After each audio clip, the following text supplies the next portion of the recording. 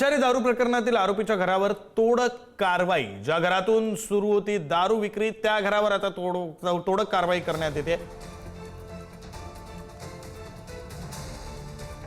विषारी दारू हत्याकांडातील आरोपी असणाऱ्या कर्नल सिंह विरखा याच्या घरावरती आता पिंपरी चिंचवड महानगरपालिकेकडून हातोडा चालवला जात आहे। घर अधिकृत आहे, अनधिकृत आहे, एक खोली तर दुसऱ्याच्याच नावावरती दिसतीये, काय नक्की आहे?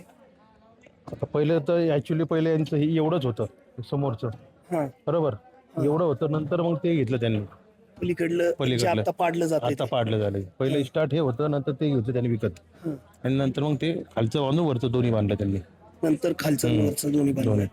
पण महानगरपालिका म्हणते हे अनधिकृत आहे, अनधिकृत आहे का इथे? आहेच, बरोबर ना, पालिकेमध्ये नोंदच नाही त्याचे काय, तर हे आम्ही पण मांडले पाहिजे। इथं सगळ्यांची नोंद आहे, टॅक्स पावती सगळ्यांना येतात, बरोबर आहे। पण त्यांचं आता ते वर त्यांना कळलंच की टॅक्स पावती काय कशात आहे का नाही, जर ते भरत असले असतं तर ते पाडलं नसतं। तुमच्या घराशेजारी खरं तर हे संपूर्ण दारू विक्री होत होती, तुम्हाला भरपूर त्रास होत असेल?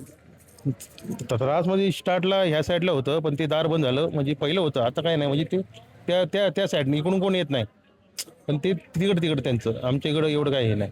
आरडाओरडा असेल महिलांना? नाही, आरडाओरडा काय नाही, ते त्यांच्या घरामध्येच, त्यांच्या घरामध्येच दारू विकत होते? हा, घरातच।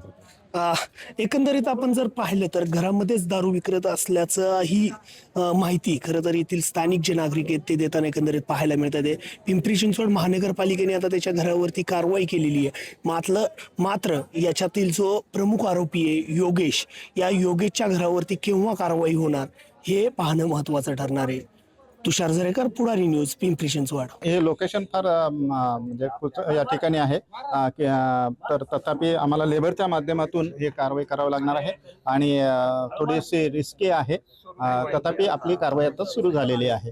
पहिल्यांदा पाडकाम करतोय आपण याचा वरच्या फ्लोअरचा, आणि त्यानंतर मग खाली जाऊन हे पूर्ण होईल, तथापि याला म्हणजे वेळ लागणार आहे। कारवाई दरम्यान कोणतीही अनुचित घटना घडू नये या अनुषंगाने आम्ही परिसरातील सर्व नागरिकांशी संवाद साधलेला आहे आणि आवश्यक बंदोबस्त लावलेला आहे।